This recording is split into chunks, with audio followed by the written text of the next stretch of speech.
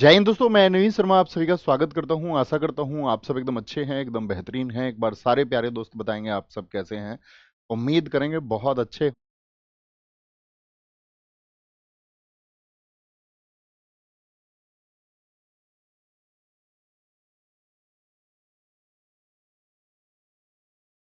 जय हिंद दोस्तों, मैं नवीन शर्मा आप सभी का स्वागत करता हूं। आशा करता हूं आप सब एकदम अच्छे हैं, एकदम बेहतरीन हैं। एक बार सारे प्यारे दोस्त बताएंगे आप सब कैसे हैं। उम्मीद करेंगे बहुत अच्छे होंगे, बहुत शानदार होंगे, बहुत जबरदस्त होंगे। और दोस्त, हम लोग पढ़ रहे थे आपका स्टैटिक जीके को। और स्टैटिक जीके में आज हमारी 19वीं क्लास है। और इस 19वीं क्लास में हम आपका शुरू कर रहे हैं किसको, अवार्ड्स को, पुरस्कार को। आप लोगों को पता होना चाहिए दोस्त कि पुरस्कार को हम दो क्लासेस में पढ़ने वाले हैं। ये हमारी आज की क्लास होगी। और आज की क्लास के बाद में हम आपका कल इस क्लास को कर रहे होंगे। पीडीएफ आप सब लोगों को टेलीग्राम चैनल, जो कि कमेंट सेक्शन में पिन है, यहाँ पर मिल जाती है। जिन भी साथियों ने टेलीग्राम चैनल को नहीं ज्वाइन किया है तो वो वहाँ पर, हम आपको कोई भी मैसेज दे देंगे तो इसी टेलीग्राम चैनल पर देंगे। और बाकी सारी क्लासेस की पीडीएफ वगैरह आपको इसी टेलीग्राम चैनल पर मिलेंगी हमेशा, ठीक है। तो एक बार थम्स अप करिए जी, हम पढ़ने के लिए तैयार हैं आज के इस टॉपिक को। और आज का जो पुरस्कार है इसमें हम आपका पढ़ेंगे, एक तो नोबेल प्राइज को पढ़ेंगे। नोबेल प्राइज क्या है, किस किस को, कौन भारतीयों को मिले हैं। और भारत रत्न इसमें हम पढ़ने वाले हैं। और साथ में आपका जितने भी वीरता के पुरस्कार हैं, वीरता, ठीक है। पद्म पुरस्कारों के अलावा जो हमारा गैलेंट्री अवार्ड्स होते हैं, गैलेंट्री अवार्ड्स, गैलेंट्री अवार्ड्स बोले तो आपका जो साहस के दौरान दिए जाते हैं और एट द पीस टाइम दिए जाते हैं। वॉर टाइम पे जो अवार्ड्स दिए जाते हैं और पीस टाइम पे जो अवार्ड्स दिए जाते हैं, ठीक है। इनको हमको पढ़ना है आज की क्लास में। शुरू करें। शुरू करते हैं बॉस, ओके। तो आज की क्लास, सबसे पहले, दुनिया में सबसे बड़ा पुरस्कार किसको माना जाता है बताइए। तो दुनिया में सबसे बड़ा पुरस्कार है आपका, वो आप कहेंगे भैया, दुनिया में सबसे बड़ा पुरस्कार है नोबेल पुरस्कार। इम्पोर्टेंट जब अवार्ड्स की बात आएगी तो सबसे पहले नाम किसका आता है, इम्पोर्टेंट अवार्ड्स में नाम आता है नोबेल पुरस्कार का। नोबेल पुरस्कार किसके नाम पर दिया जाता है, बहुत ध्यान से सुनना, बड़ी आसान सी और छोटी सी चीजें हैं, समझ में आ जाएंगी, ठीक है। तो नोबेल पुरस्कार की शुरुआत हुई 1901 में, यानी कि पहली बार नोबेल पुरस्कार कब दिए गए, तो 1901 में दिए गए थे। कब दिए गए थे, 1901 में दिए गए थे।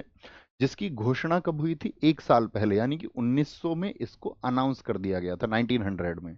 नोबेल फाउंडेशन कब बनी थी, जब इसको अनाउंस किया गया, यानी कि 1900 में आपका नोबेल फाउंडेशन बना। जो साथी नोट्स नहीं बनाते वो स्क्रीनशॉट ले लिया करो। इसकी स्थापना स्वीडन के महान वैज्ञानिक अल्फ्रेड बर्नार्ड नोबेल ने की थी। देखिए, अल्फ्रेड बर्नार्ड नोबेल जो थे, ये आप लोगों को पता होना चाहिए कि वह डायनामाइट के आविष्कारक हैं। डायनामाइट एक विस्फोटक होता था जिसने दुनिया में एक क्रांति की थी, एक रिवॉल्यूशन किया था। जैसे आपने पुरानी मूवीज में देखा होगा, कुछ चट्टानों को तोड़ने के काम में आता था, डायनामाइट लगा देते थे। और डायनामाइट लगाने के बाद में क्या होता था उसका, वो चट्टानों को तोड़ देता था। देखा है ये, यस और नो, यस और नो आप कहेंगे हाँ जी भैया, देख रखा है हमने इसको। तो वो जो आपका डायनामाइट की खोज करने के कारण ये प्रसिद्ध रहे 1867 में। अब आप यहाँ पर एक क्वेश्चन मत सोचना कि अगर नोबेल जो हैं उनको हम कह रहे हैं उनकी डेथ होगी 1896 में। कब डेथ हुई है उनकी, 1896 में डेथ हुई है। तो आप ये मत सोचना कि 1901 में फिर उन्होंने कैसे इसकी स्थापना कर दी। यानी कि इसकी स्थापना के बारे में पता चला जब उनकी वसीयत को लोगों ने पढ़ा, उनकी विल को। व्यक्ति विल लिखता है ना कि भाई मेरे बाद में मेरी संपत्ति का क्या हो, मेरी प्रॉपर्टी का क्या यूजेस होना चाहिए, इस सोसाइटी के लिए क्या होगा मेरी प्रॉपर्टी का, इस समाज के लिए, इस दुनिया के लिए वह कैसे इस्तेमाल हो। या तो वह उसका किसी को उत्तराधिकारी बना सकता है, सक्सेसर बना सकता है, या किसी को उसे किसी आपका, किसके लिए, किसी वेलफेयर के लिए, किसी का आपका कल्याण के लिए उसको दान भी कर सकता है। यस और नो आप कहेंगे हाँ जी भैया, बिल्कुल कर सकता है। तो इनका जन्म 1833 में हुआ, डेथ हुआ 1896 में। इसके बाद में इनकी आपका विल पढ़ी जाती है, इनकी वसीयत को पढ़ा जाता है। इन्होंने क्या कहा कि मेरा जो पैसा है, बैंक में जो जमा मेरा पैसा है, उस बैंक जो है, उस जमा पैसे पर आपका एक ब्याज देता है कि नहीं देता है, बोलिए यस और नो। तो आप कहेंगे हाँ जी।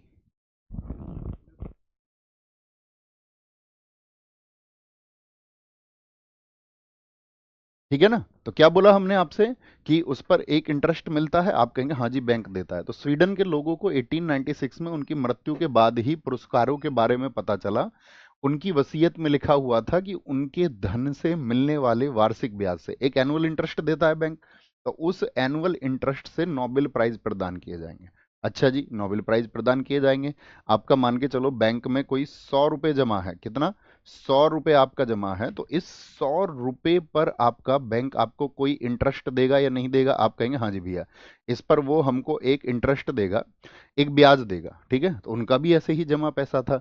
तो उन्होंने कहा कि ये किन लोगों को दिया जाए, तो उन्होंने कहा 5 फील्ड्स। 5 फील्ड्स, 5 फील्ड्स मतलब 5 क्षेत्र होने चाहिए। पहला क्षेत्र होगा उसमें लिटरेचर। क्या होगा? पहला क्षेत्र होगा उसमें लिटरेचर, यानी कि आपका साहित्य होगा। दूसरा क्षेत्र उसमें होगा आपका जो पीस होगा, जो दुनिया में शांति स्थापित करने के लिए काम कर रहे हैं, जो फिजिक्स में अच्छा काम कर रहे हैं, जो लोग मेडिसिन में अच्छा काम कर रहे हैं, चिकित्सा के क्षेत्र में, जीव विज्ञान के क्षेत्र में, जो लोग केमिस्ट्री में अच्छा काम कर रहे हैं, यानी कि रसायन के क्षेत्र में अच्छा काम कर रहे हैं। तो कौन से कितने क्षेत्र बताए थे उन्होंने अपनी विल में? अपनी वसीयत में भैया उन्होंने 5 क्षेत्र बताए थे। क्या बताए थे? 5 क्षेत्र। आंसर करें जरा एक बार, कितना? तो एक तो हो गया फिजिक्स, एक केमिस्ट्री, एक बायोलॉजी से याद रख लीजिए मेडिसिन, एक उन्होंने बताया आपका किसको? लिटरेचर को, जो साहित्य होता है। साहित्य क्या होता है? जैसे कोई लेखक लिख रहा है आगे आने वाली पीढ़ियों को किन्हीं चीजों के बारे में सतर्क करने के लिए, या उस ज्ञान को, प्राचीन ज्ञान को आगे पहुंचाने के लिए, या अपनी अभिव्यक्ति को, अपने थॉट प्रोसेस को लिख रहा है कोई लेखक, कि समाज उसको पढ़ के उससे अवेयर हो, वहां से निष्कर्ष निकाल के कुछ अच्छी चीजों को सीखे। तो ये क्या हो गया? ये लिटरेचर हो गया आपका। और साथ ही आपका एक हो गया इसमें कौन सा? पीस प्राइज, दुनिया में जो शांति स्थापना के लिए काम कर रहे हो। ओके, तो क्या बोलेंगे? अब 5 क्षेत्र, लेकिन वर्तमान में हम जानते हैं कितने फील्ड्स हैं वर्तमान में? तो आप कहेंगे वर्तमान में भैया 6 क्षेत्र हैं, यानी कि 6 फील्ड्स में दिया जाता है। तो 1967 में अनाउंस हुआ कि नोबेल पुरस्कार अब छठा क्षेत्र, यानी कि आपका अर्थशास्त्र के लिए भी प्रदान किए जाएंगे। और 1967 में तो अनाउंस हुआ, लेकिन इसको इस्टेब्लिश कब किया गया, इसको स्थापित कब किया गया था? तो स्थापित किया गया था इसको आपका, स्थापित कब किया गया? इसको स्टैब्लिश जो किया गया, वो स्टैब्लिश किया गया इसको 1968 में, 1968 में। ओके, और सबसे पहले इसको दिया कब गया? आपको ये ईयर याद रखना है दोस्त। अगर हम आपसे पूछेंगे इकोनॉमिक्स के लिए नोबेल प्राइज पहली बार कब दिए गए थे, तो क्या आंसर होगा सबका? 1969। यानी इससे एक बार तो 1967 में उसको स्टैब्लिश किया, यानी घोषणा कर दी, सॉरी 1967 में उसके लिए अनाउंस कर दिया, 1968 में उसको स्टैब्लिश कर दिया, और 1969 में पहली बार दिए गए। ठीक है। नोबेल पुरस्कार की जो राशि है वो प्रत्येक वर्ष आपका बदलती रहती है। जैसे कि ये क्यों बदलती है जी? फिक्स नहीं है, क्योंकि किस चीज पे पैसा मिल रहा है? वार्षिक ब्याज से। तो क्या हमारे देश में भी ब्याज दर बैंकों की घटती बढ़ती रहती हैं, हाँ या ना? जैसे कि आप देखोगे हमारे यहाँ पर भी, आप देख रेपो रेट आप जानते होगे, रिवर्स रेपो रेट आप जानते होगे, तो ये सब प्रभावित करते हैं बैंक दरों को, बैंक रेट को भी। तो ये बदलते हैं, हाँ बिल्कुल ठीक है। फिर तो आप जानते हैं कि अगर ब्याज दरें परिवर्तित हो रही हैं, तो जो पैसा मिलेगा वो ब्याज पर आधारित है, इसीलिए उस पैसे की धनराशि में भी तब्दीली होती रहती है। नोबेल पुरस्कार की राशि प्रत्येक वर्ष बदलती है, लेकिन यहां पर हमको एक चीज याद रख लेनी है। ठीक है, नोबेल पुरस्कार, नोबेल पुरस्कार यहां पर देखना, पहले 5 क्षेत्रों की पुरस्कार राशि नोबेल फाउंडेशन प्रदान करता है। कौन देगा पैसा इसके लिए? तो पैसा देता है नोबेल फाउंडेशन। क्या बोलोगे? नोबेल फाउंडेशन पैसा देता है। और अर्थशास्त्र की जो पुरस्कार राशि है वो 11 मिलियन स्वीडिश कॉर्नर है, यानी कि स्वीडिश में जो आपका क्रोनर चलता है उसको आप चेंज करोगे तो ये बनेगा आपका 8.9 करोड़। ठीक है, 8.9 करोड़ बन जाएगा। कितना बनेगा?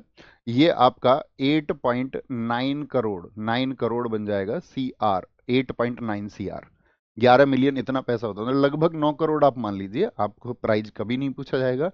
आप एक बात याद रख लीजिए कि लगभग कितना पैसा मिलता है? लगभग 9 करोड़, 9 करोड़। ठीक है। प्रत्येक वर्ष अक्टूबर में नोबेल पुरस्कार की घोषणा होती है। कब नोबेल पुरस्कार को अनाउंस किया जाता है? बहुत इंपॉर्टेंट डेट है, इसको याद रख लेना।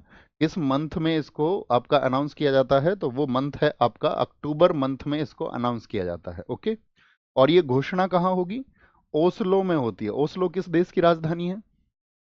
मुझे बताइए जरा, ओस्लो किस देश की राजधानी है? तो आप कहेंगे ओस्लो भैया नॉर्वे की कैपिटल है, वहां पर इसको अनाउंस किया जाता है। क्या किया जाता है? अनाउंस किया जाता है। लेकिन अक्टूबर में अनाउंस होने के बाद में ये कब दिए जाते हैं? 10 दिसंबर को स्टॉकहोम, जो कि स्वीडन की कैपिटल है, स्वीडन में दिए जाते हैं। और 10 दिसंबर को क्यों दिए जाते हैं? क्योंकि इस दिन अल्फ्रेड बर्नार्ड नोबेल की डेथ हुई थी, उनकी डेथ हुई थी, जो डायनामाइट के आविष्कारक थे। शांति का साथी क्योंकि बहुत विवादित रहा है, इस पर बहुत विवाद रहे हैं, तो शांति का जो नोबेल पुरस्कार है उसको बिना घोषणा के दिया जाता है। कैसे दिया जाता है? बिना घोषणा के दिया जाता है।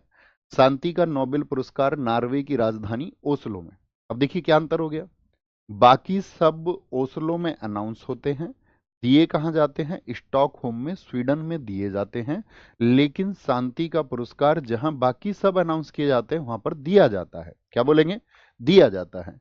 तो क्या बोलेंगे? नॉर्वे की राजधानी ओस्लो में दिया जाता है। इसे नॉर्वेजियन नोबेल समिति, यानी कि नॉर्वे की जो संसद है, हर देश की संसद होती है, जैसे हमारे यहाँ पर क्या बोल देते, उसको संसद बोलते, पार्लियामेंट बोलते, जापान में क्या बोल देते, डाइट बोल देते, ठीक है, अफगानिस्तान में उसको सोरा बोल देते हैं। तो हर जगह की पार्लियामेंट का एक नाम है। ऐसे ही नॉर्वे की पार्लियामेंट का क्या नाम है? स्टोर्टिंग। क्या नाम है?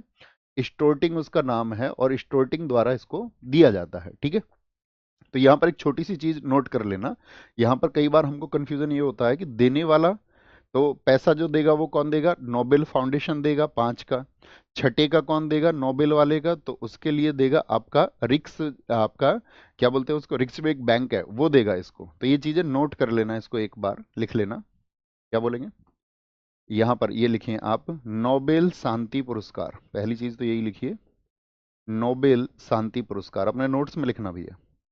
नोबेल शांति पुरस्कार जो है ये देती है आपका नॉर्वेजियन नोबेल समिति। कौन देती है? नॉर्वेजियन नोबेल समिति। नॉर्वेजियन नोबेल समिति इसको प्रदान करती है। एक आपसे पूछ ले, साहित्य का जो आपका पुरस्कार है, साहित्य के क्षेत्र में भी दिया जाता है। हाँ जी। तो साहित्य का जो पुरस्कार देती है वो स्वीडिश अकेडमी ऑफ स्टॉकहोम है। स्वीडिश अकादमी, स्वीडिश अकादमी स्टॉकहोम, स्वीडिश अकादमी स्टॉकहोम, स्टॉकहोम में ये एक अकेडमी है। ठीक है, उसको इसका काम सौंपा गया है। जैसे फिजिक्स और रसायन, डीएसएसबी में बहुत अच्छा क्वेश्चन पूछा गया था, भौतिकी और रसायन जो विज्ञान है, भौतिकी यानी कि फिजिक्स और केमिस्ट्री के फील्ड में जिस किसी को भी नोबेल प्राइज दिया जाएगा वो काम करेगी Royal Swedish Academy of Sciences. Royal Swedish Academy of Sciences, Royal Swedish Academy, Royal Swedish Academy of Sciences. Thumbs up करें, बात क्लियर है? ये कहाँ पर है अकेडमी? तो ये भी आपका स्टॉकहोम में है। कहाँ पर है? स्टॉकहोम में। तो ये जिम्मेदारी इनको दी हुई है कुछ अंगों को कि भाई तुम रिसर्च करो, कौन फिजिक्स में किसको जाना चाहिए, केमिस्ट्री में कौन डिजर्व करता है, कहीं ऐसा तो नहीं है कुछ इसमें गड़बड़ हो जाएंगी। बाकी सब नोबेल फाउंडेशन देखता है, जो यहाँ पर लिखे हुए नहीं है। जैसे मान के चलो चिकित्सा नहीं लिखा हुआ है यहाँ पर, ठीक है। और आपका यहाँ पर अभी हम उसको बताएंगे आपका, जैसे कि जो पैसा है ये भी लिख लीजिए। अगर हम बात करें आपसे, अर्थशास्त्र के लिए पैसा जो देगा, इकोनॉमिक्स के लिए जो पैसा देता है, अर्थशास्त्र के लिए जो धन आएगा वो धन आता है आपका रिक्स बैक बैंक। कहाँ से आता है? रिक्स बैंक, रिक्स बैंक, रिक्स बैक, सॉरी बैंक नहीं बोलेंगे, रिक्स बैक, सॉरी, रिक्स बैक, रिक्स बैक बैंक से आता है। कहाँ से आता है? रिक्स बैक बैंक से जो पैसा आएगा। ठीक है, ये धन की बात है, ये अलग बात है एकदम से। ये किसकी बात है? ये धन की बात है। बाकी ये चयन की बात है कि किसको शांति के लिए चुना जाए, किसको साहित्य के लिए, किसको भौतिकी के लिए, किसको रसायन के लिए। बात क्लियर है? बात क्लियर है? बताएं एक बार फटाफट से सारे लोग। तो आप कहेंगे हाँ जी। तो शांति का नोबेल पुरस्कार बिना घोषणा के, और जहां पर बाकी सबकी घोषणा होती है वहां पर ये दिया जाता है, वहां पर इसको दिया जाता है, यानी कि ओस्लो में। बाकी अन्य सभी पुरस्कार स्वीडन की राजधानी स्टॉक में होम में दिए जाते हैं। हाँ जी भैया क्लियर है। एक क्षेत्र में अधिकतम 3 लोगों को नोबेल पुरस्कार दिया जाता है। कितने लोगों को? 3 लोगों को। मैक्सिमम कितने लोगों को दिया जाएगा? जैसे कि हम बात कर रहे हैं आपसे कि भैया ये फिजिक्स के क्षेत्र में दिया जा रहा है। किसके क्षेत्र में? फिजिक्स के क्षेत्र में दिया जा रहा है। और फिजिक्स के क्षेत्र में चाहे तो किसको दे सकते हैं? किसी एक पर्सन को दे दें। और यदि एक पर्सन को जाएगा तो पूरा पैसा किसको जाएगा? एक ही पर्सन को जाएगा। एक संभावना यह है कि फिजिक्स के लिए 2 लोगों को दे दिया जाए। ठीक है, 2 लोगों को। तो 2 लोगों में पैसा बांटना बहुत आसान है। कितना कितना चला जाएगा पैसा? यानी 9 करोड़ रुपए। यहां पर तो कोई दिक्कत ही नहीं है 9 करोड़ की। यहां पर क्या होगा? 4.5 करोड़ बांट देंगे लगभग में हम बोल रहे हैं।